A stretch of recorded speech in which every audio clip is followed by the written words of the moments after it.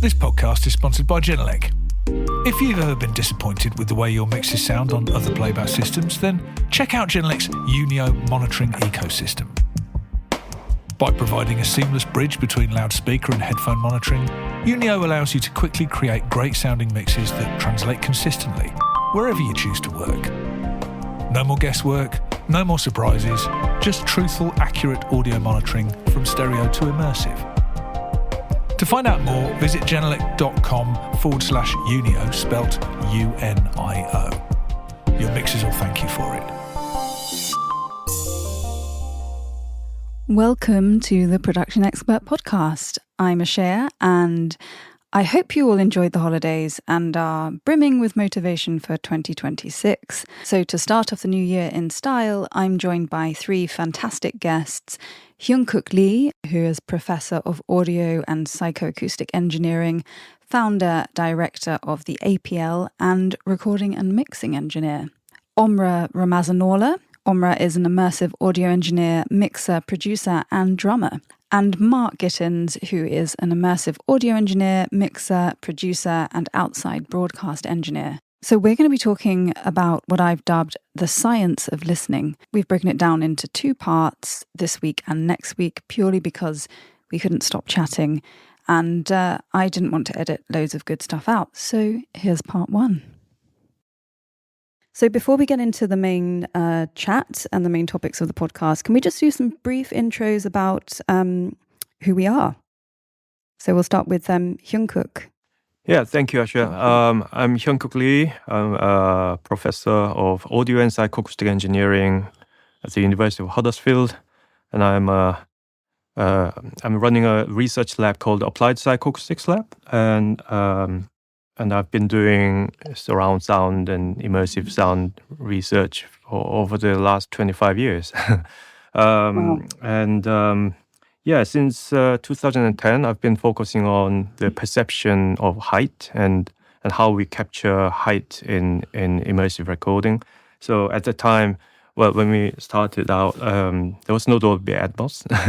It was Aura 3D, which was the main 3D format. And we've done a lot of experiments using Aura 3D speaker format about how we could capture height information using a microphone array. So for that, we've done a lot of fundamental psychoacoustic listening tests to try to find out whether time and level differences work in the same way as they work in stereo, and all sorts of things. And then, I've been working a lot on the microphone array design, and also we started working on virtual acoustics and binaural rendering and so on. And based on all these findings, we developed this software, APL Virtuoso, and other software tools. And that's what I'm doing. And I'm also a recording engineer myself, so I do freelance immersive recording time to time. And that's me. Nice. You sound incredibly busy.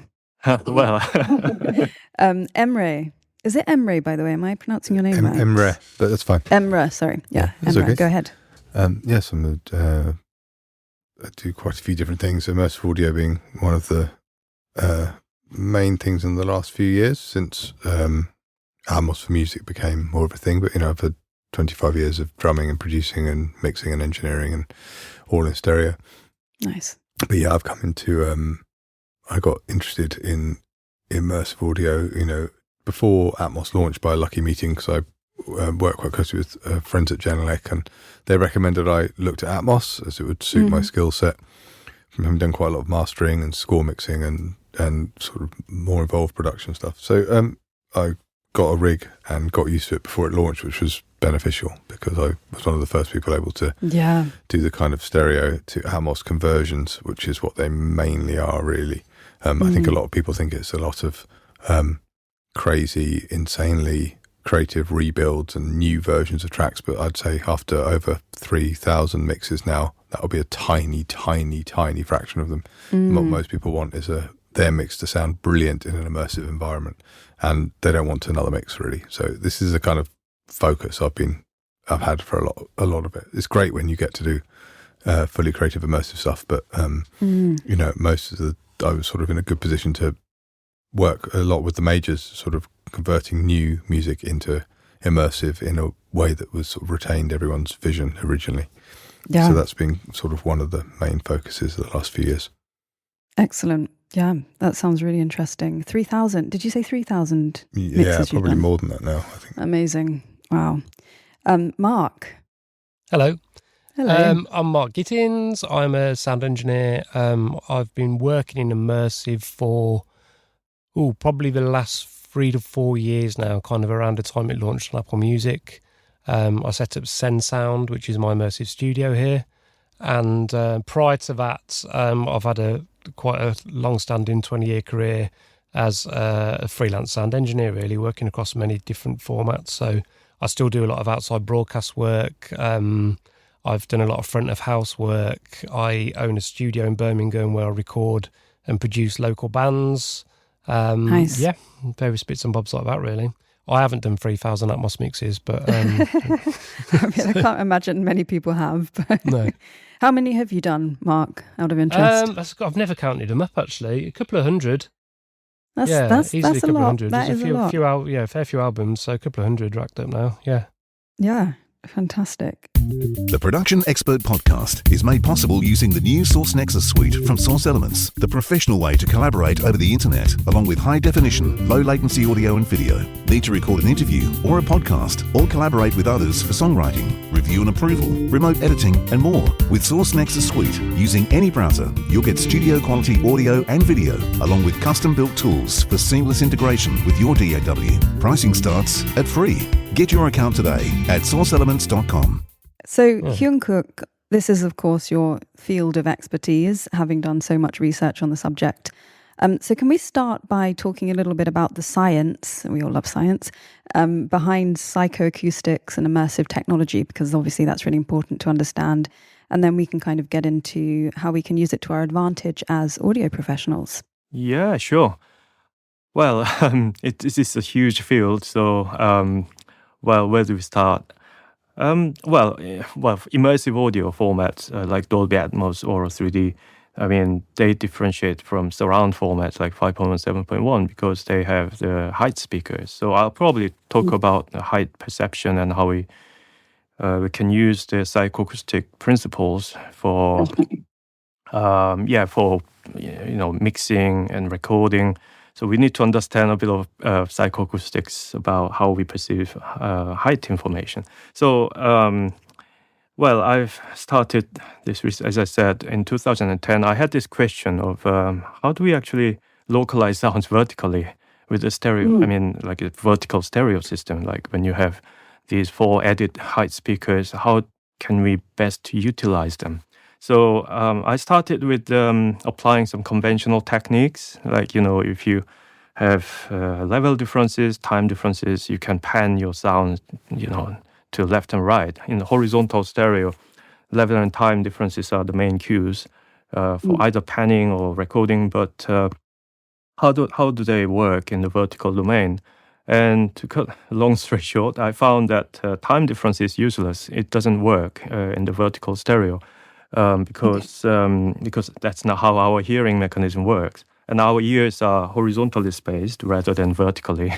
And it's interesting. If you look at a picture of a barn owl, they have their ears arranged asymmetrically. If you look at them, like one ear is actually higher than the other ear. So, then even for the sounds arriving directly from above you, for example, in the median plane, there is no difference in time and level. If it's the human ears, it's almost the same between the 2 ears in terms of time of arrival and the level difference. I mean, there is some level difference above 8 kilohertz because 2 ears look quite different. So we do have some interaural level difference above 8K, but mostly we can ignore them, and so anything's coming from directly in front of you, center speaker or directly above you. If you apply any like time difference to pan your sound, it doesn't work. It just gives you comb filtering. Right. But yeah, and then even level panning doesn't work accurately either, because the panning mechanisms, like conventional tangent panning or cosine sine panning, pan-pot panning, is just for convenience, really. It doesn't give you any accurate localization. And it also colors the sound a lot. So there's a lot of limitation in the tools that we use in conventional stereo and surround sound.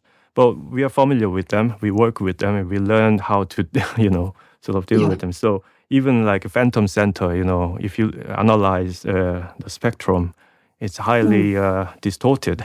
You have all the conflictory effect due to the acoustic crosstalk and stuff. But that's what we think natural.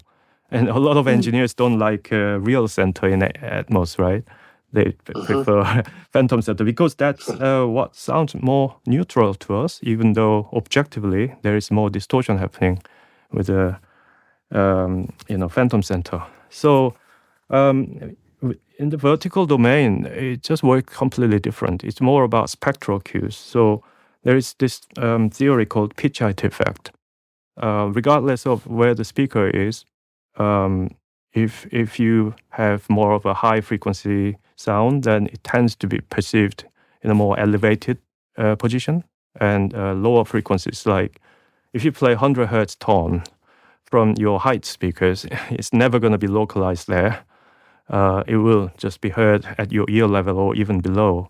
So there is a really important principle in vertical panning or localization in general.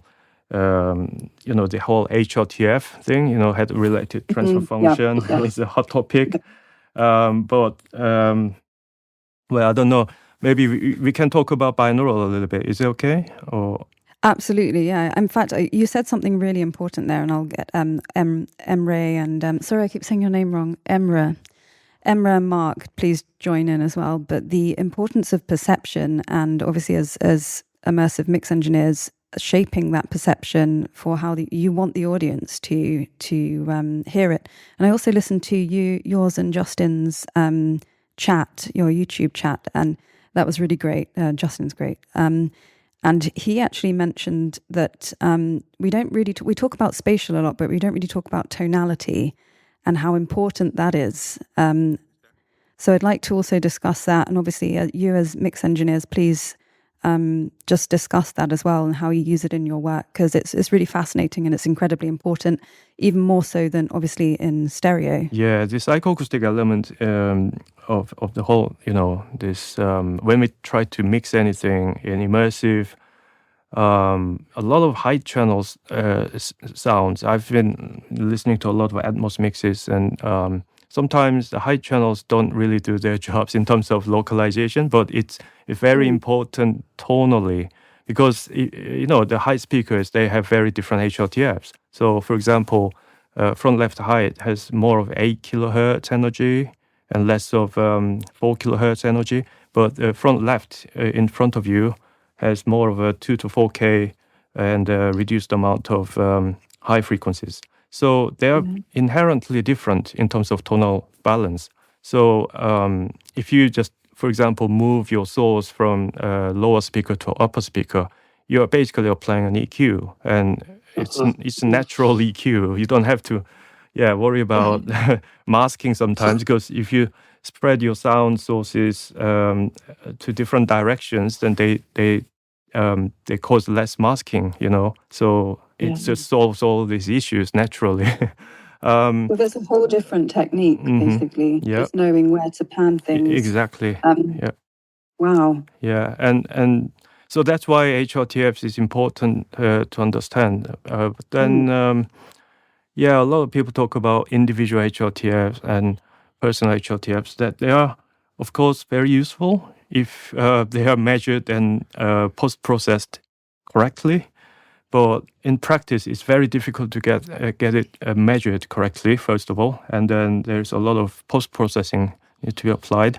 But HRTF is just a part of a whole story, really. I mean, of course, it would be great if you can use your own HRTF in binaural listening. But you still have all this confusion, front and back confusion, up-down confusion, if the HRTF is measured in an anechoic chamber, for example.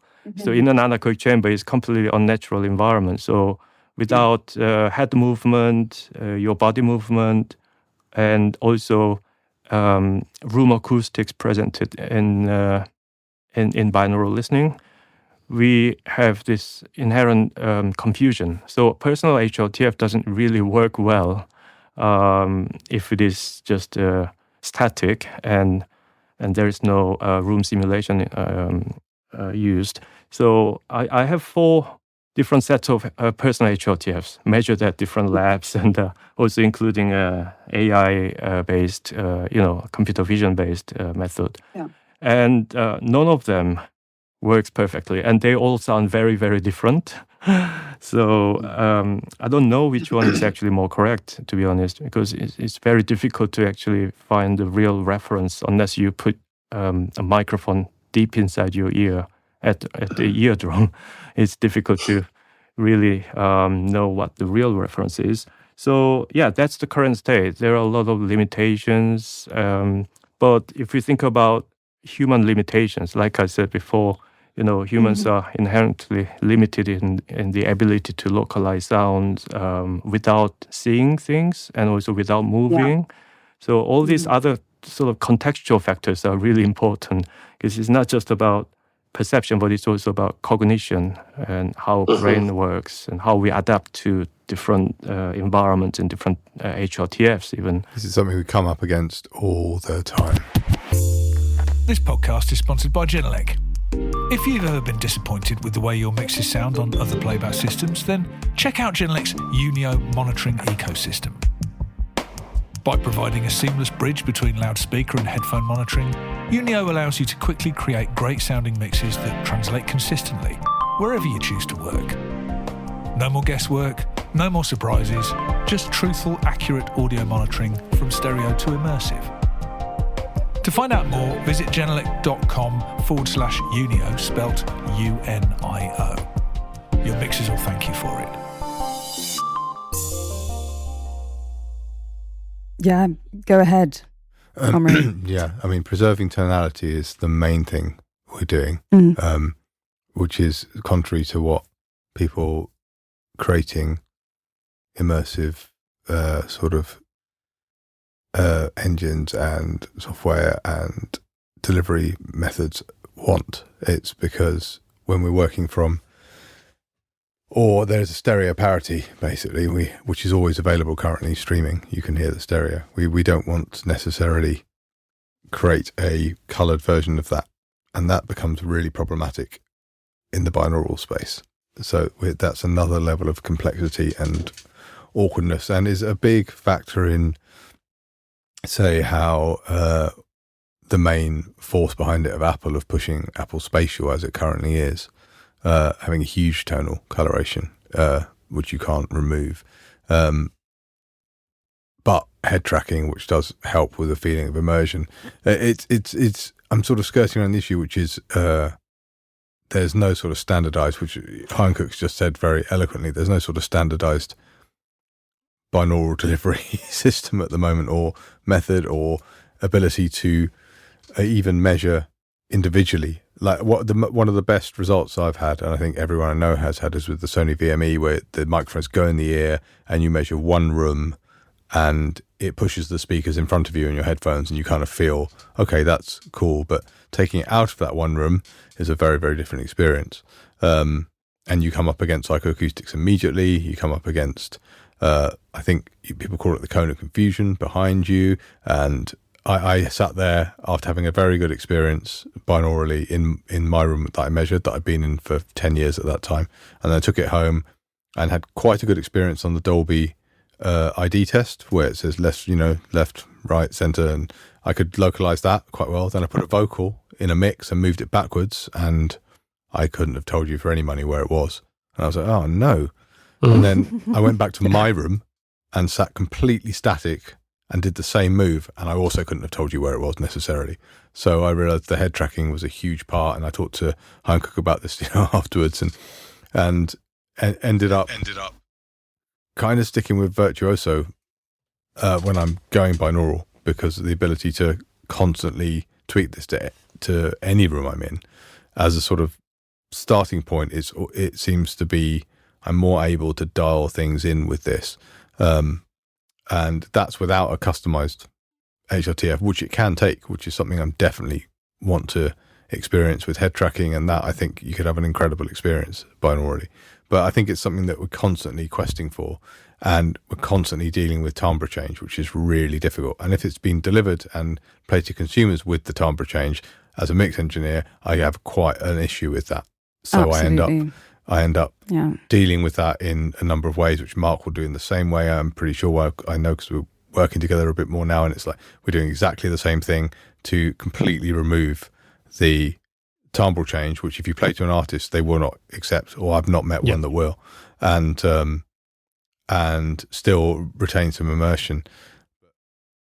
Past Atmos and past anything else, there's new technology, which we've both been exploring, which is absolutely a different level of immersive control, and it's super, super exciting in the headphone realm, let alone on speakers. It's also really impressive, but it could be quite an interesting new avenue to look at in terms of delivering immersive audio content on all platforms for games, VR and everything.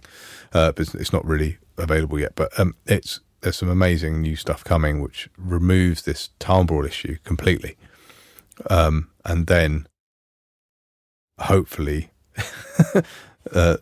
maybe Hyunkook will solve the the personalization. I'm counting no on pressure. No pressure. Yeah. Mark, what's your experience with? I'd like to talk about Virtuoso shortly as well, so our listeners can sort of understand what it is as well. So just when they're listening to us talk about it, perhaps actually before we get into talking to Mark, Hyunkook, could you just sort of briefly outline what Virtuoso is, and then we can sort of talk about how it helps? And Sure. Virtuoso is a binaural monitoring tool. First of all, I mean, you can use it for rendering anything, using it in binaural, but its primary purpose is to help engineers and anyone monitor their stereo or immersive sound over headphones. So the aim is to provide a neutral, tonally, neutral and spatially accurate sort of representation of your studio sound or any studio sound. So it's highly customizable. We provide all these parameters you need to customize the virtual room to basically copy your own room or somebody else's room. So there's a lot of control available for you to tweak, and but also the presets basically provide you with some kind of idealized reference rooms of different types. Right. So, for example, the first preset is my APL critical listening room, which you saw in the background earlier. And and because this room complies with this international standard called ITUR 1116, critical listening room specifications. So all these objective parameters, including frequency response, reverb time, and early reflection levels and everything, they are highly controlled. And this is kind of reference room for mixing and any critical listening. So we model this room, but unlike some other tools that utilize impulse response and just convolve them with HRTFs and any sound sources, we use geometric acoustic modeling techniques, and so basically we generate early reflections and reverberation in a highly flexible way, and they are very carefully tuned to provide very neutral tonal representation rather than just coloring the sound. I mean, the benefit of using actual IRs like the other tools Emre mentioned,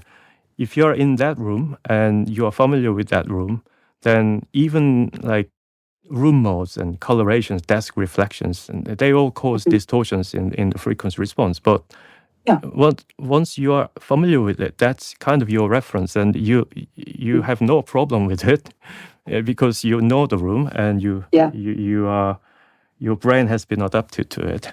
But the problem is, if you take that away with you and you sit down in a different room, then acoustics different, visuals different. Actually, visual cue plays a huge role. If you see the speaker in front of you, it basically captures the audio. So yeah, it's a whole different story. If you take the IRs of a particular studio and you listen to them in a different studio, the illusion is completely gone. And then you have to adapt to this new sound again, because the brain gets confused between what you hear in the actual room and what you hear in your headphones. And that is a highly important factor for externalization and also coloration perception as well. Because, one of the presets in Virtuoso is living room. And that's my own living room. Right? Oh, really? Brilliant. And that's great. It's a completely untreated room, highly reflective, but I like the sound because it's very familiar.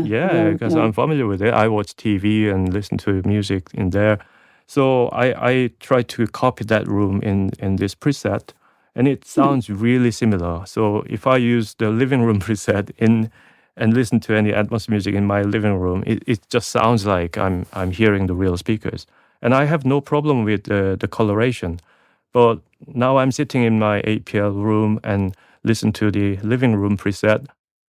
I cannot listen to any longer than 5 seconds, because it just sounds wrong, because the visual cues and my brain's sort of expectation doesn't work with this, what we call room divergence effect. This is the theory called, it's been academically proven, and it's a very important thing to remember when we listen to binaural audio.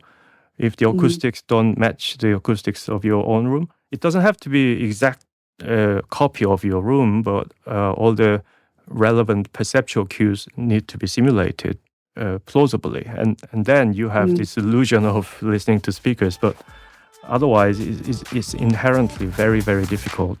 RSPE Audio Solutions design, sell, and install professional audio and video equipment.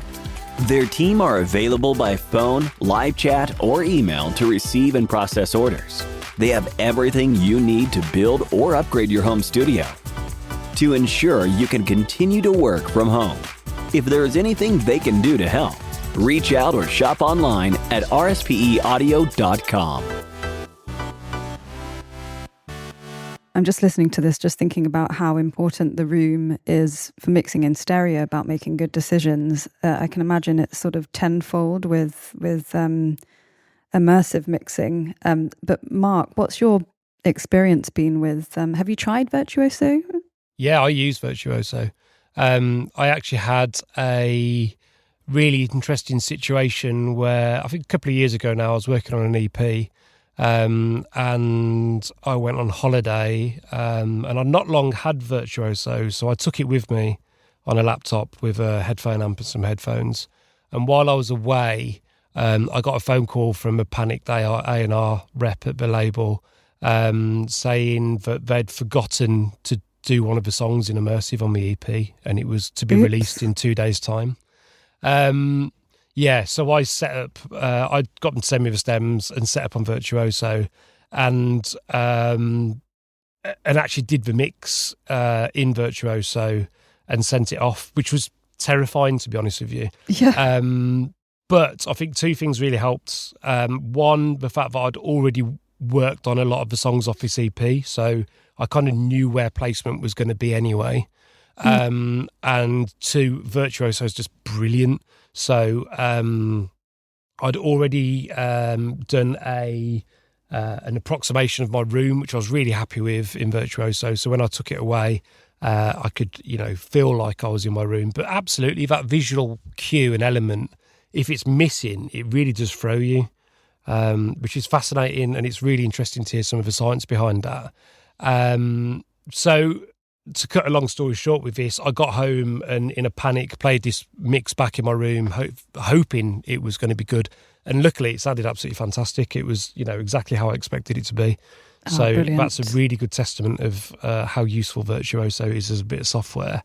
And I've got a question actually for Hyunkook on this, and that is, have you experimented at all with virtual reality in terms of different spaces and how that can have an effect? Oh yeah. That's actually one of our research topics at the moment. One of the PhD students working on, actually two of them are working on AR VR topics, and the visual cue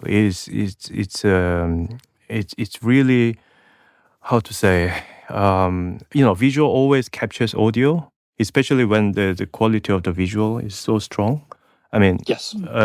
But there is also research showing that if the visual cue is distorted, for example, if it is really poor quality and blurred, and then audio can even capture visual in terms of localization and stuff. So, yeah, these two cues always interact. And so in VR, especially also in AR, because in VR, you can simulate the visual environment. And for example, if you transport yourself into a concert hall in VR, then the acoustics of your physical space doesn't matter anymore, because you are basically blocked, and the new visual cues are presented. So your brain will basically adapt to it very quickly because of the visual environment. And then you can simulate different types of acoustics in there, and then binaural works really well, especially in 6 degrees of freedom scenario where you can move around. And once you start moving, most of the problems actually solved quite automatically. I mean, even with the non-personal HRTFs, I mean, even you can use someone else's HRTF, it can work, especially if you're moving, right? Yeah, I suppose that's because you're moving around the space and becoming more familiar with it. Yeah, that makes sense. Yeah. Dynamic cue is so strong for, there's the theory called sensory motor contingency. I mean, this is sort of the concept that's used to explain how important movement is for our perception, not just audio, but visual and haptics. And if you're just static, then we cannot really understand what's going on.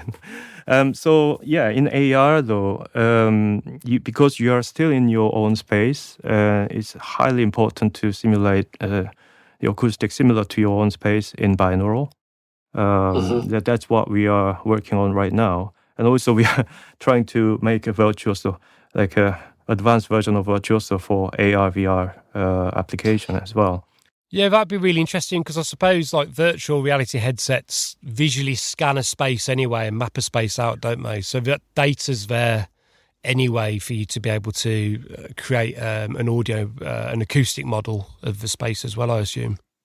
Well, we shall see if Mark's assumptions are right next week for part 2. Have a great week, and we'll be back next week with another edition of the Production Expert podcast.